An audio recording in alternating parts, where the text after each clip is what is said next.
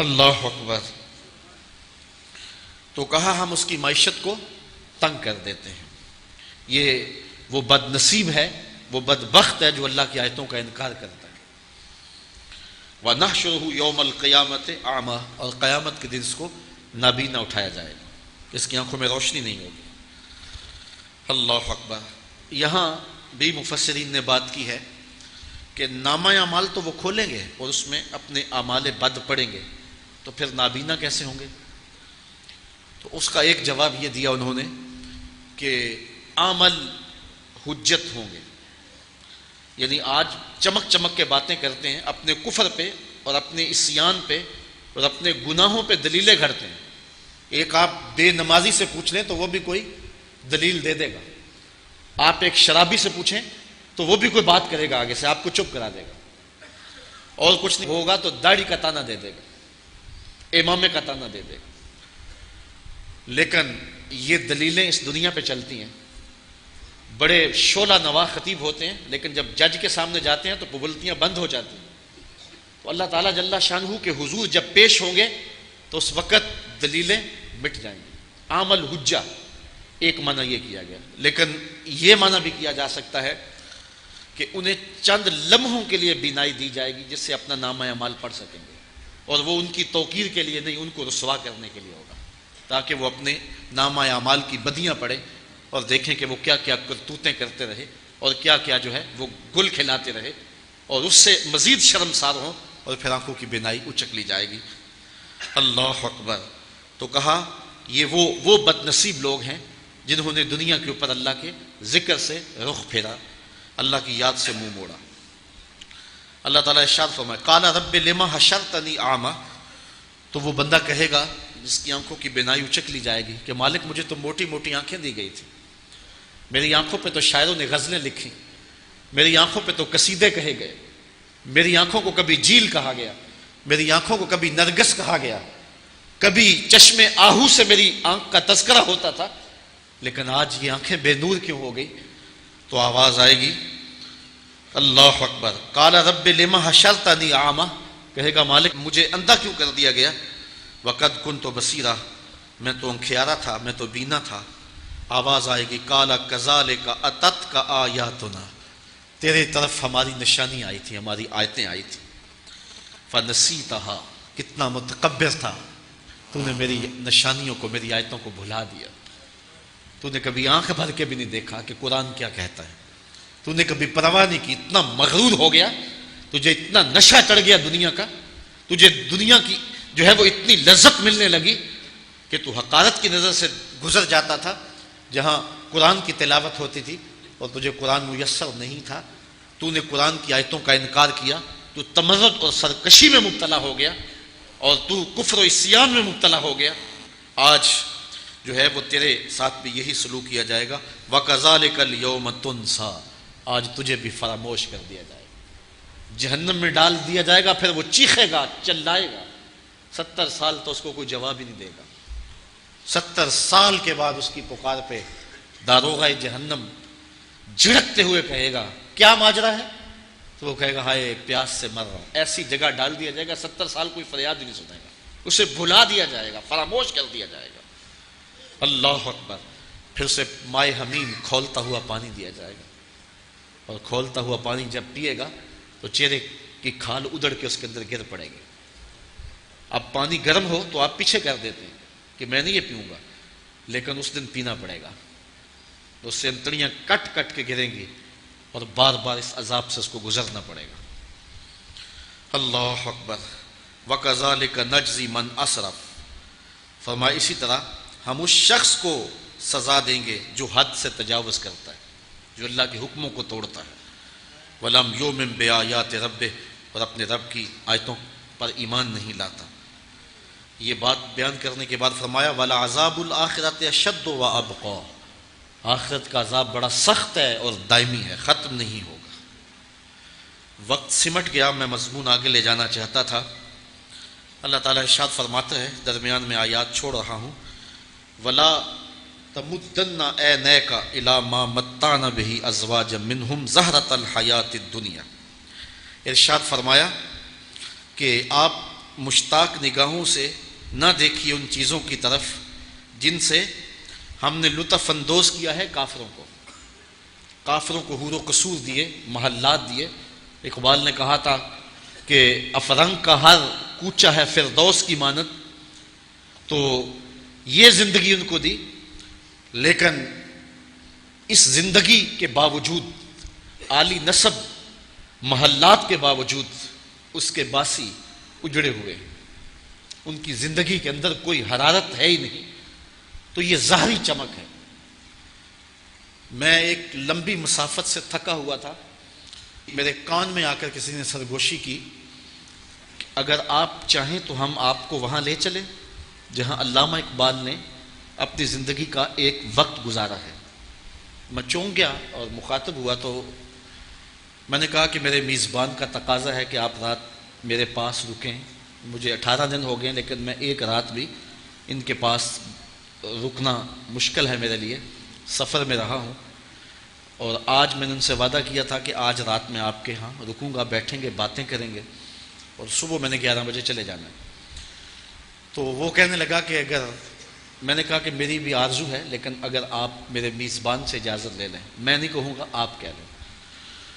تو اس نے میزبان سے پوچھا تو اس نے میری جانب دیکھا تو میں نے آنکھوں سے کہا، اشارے سے کہا کہ میرا جی بڑا چاہتا ہے لیکن میں آپ کی محبت سے مجبور ہوں.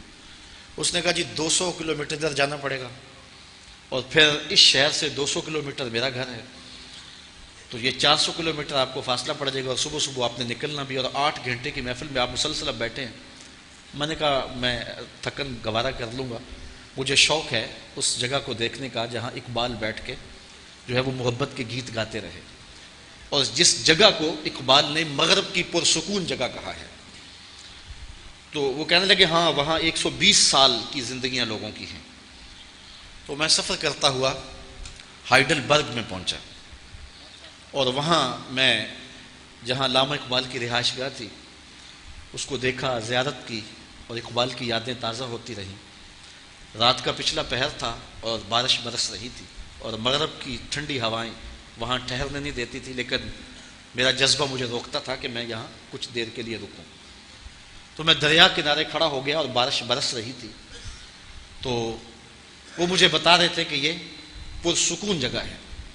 اقبال کی نظم بھی میں نے آ کے دیکھی جو انہوں نے وہاں خاص طور پہ کہی، بلکہ اس جگہ پہ بھی جا کے میں بیٹھا جہاں انہوں نے وہ نظم کہی. تو اچانک کسی کے چلانے کی اور چیخنے کی آواز آنے لگی.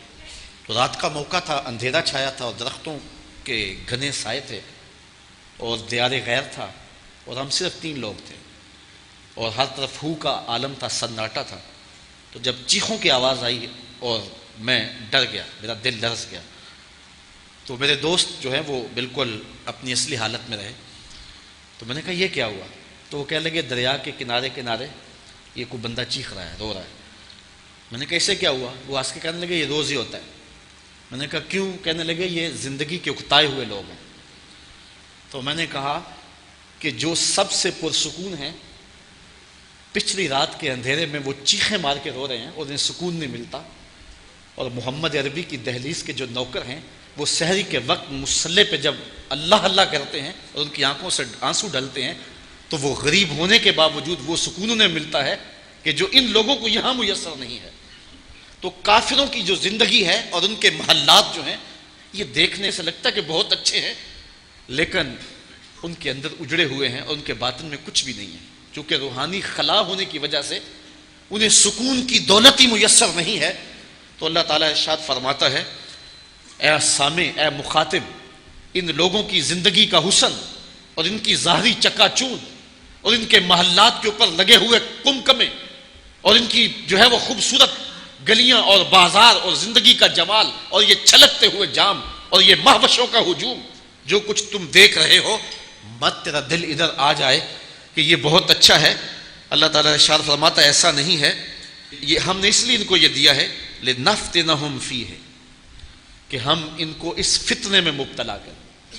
یہ فتنے کی آگ میں جل رہے ہیں. وَرِزْقُ رَبِّكَ خَيْرٌ وَأَبْقَىٰ، اور تیرے رب کا جو رزق تیرے لیے مقسوم ہے وہ بہتر بھی ہے اور دائمی بھی ہے. اور مفسرین نے فرمایا اس رزق سے مراد جنت ہے، کہ اس کوچہ یا فرنگ کو دیکھ کر کے، یہ دنیاوی چکا چوند کو دیکھ کر کے تیرا دل ادھر مائل نہ ہو جائے. اپنے آپ کو جو ہے وہ مصطفیٰ کریم کی چوکھٹ پہ لے آ، اور تیرے لیے رب نے جنت تیار کر رکھی ہے. وَأْمُرْ أَهْلَكَ بِالصَّلَاةِ، اور اپنے اہل خانہ کو نماز کا حکم دے. وَاسْتَبِرْ عَلَيْهَا، اور خود بھی اس پر پابند رہ. لَا نَسْأَلُكَ رِزْقًا، ہم آپ سے روزی نہیں مانگتے.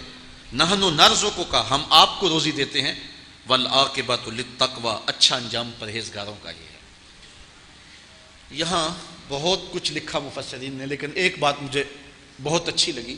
تو اللہ تعالیٰ ارشاد فرماتا ہے، ذرا اس پہ توجہ کریں، یہ لاہ عمل ہے کہ یہ کافروں کی چکا چوند اور یہ ان کی زندگی کے ظاہری حسن و جمال اور ان کی زندگی کی جو چمک دمک ہے، اس کی طرف مشتاق نگاہوں سے نہ دیکھیں. یہ آزمائش ہے ان کی، اور رزق اللہ کے ہاں ہے، اور وہ جنت ہے. تیری نظر میں جنت کا نقشہ ہو تو کوچہ یا فرنگ کیا ہے، تو تو ادھر دھیان رکھ.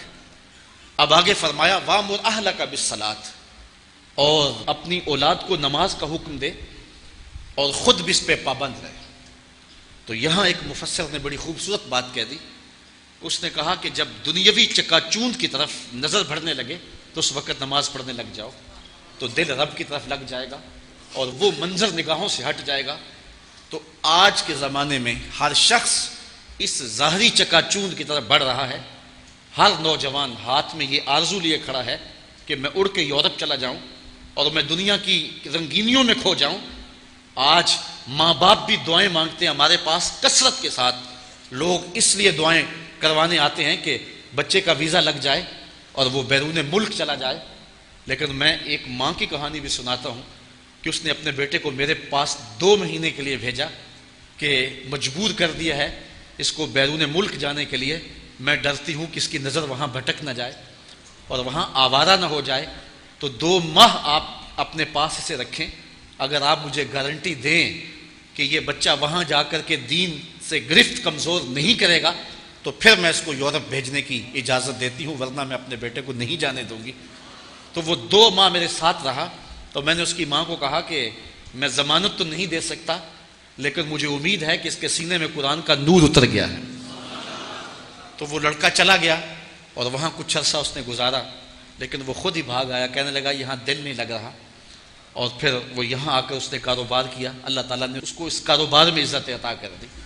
تو آج جب رخ انسانوں کے ادھر مڑے ہوئے ہیں تو والدین کی یہ ذمہ داری ہے کہ وہ اپنی اولاد کو نماز کا حکم دے. جب یہ آیت کریمہ اتری تھی تو حضور روزانہ حضرت فاطمہ کے دروازے پہ دستک دیتے تھے اور الصلاۃ الصلاۃ کہتے تھے، اور حضرت علی المرتضیٰ کو اور سیدہ فاطمہ کو نماز کے لیے اٹھاتے تھے. تو آج کے اس مصطفی اجتماع کے اندر جب کہ نفسی کا عالم ہے، ایک تو قیامت کے دن کہتے ہیں نفسی کا عالم ہوگا، یہ دنیا کے اوپر ہی وہ عالم آ گیا اور یہ قیامت کا ہی منظرنامہ ہے.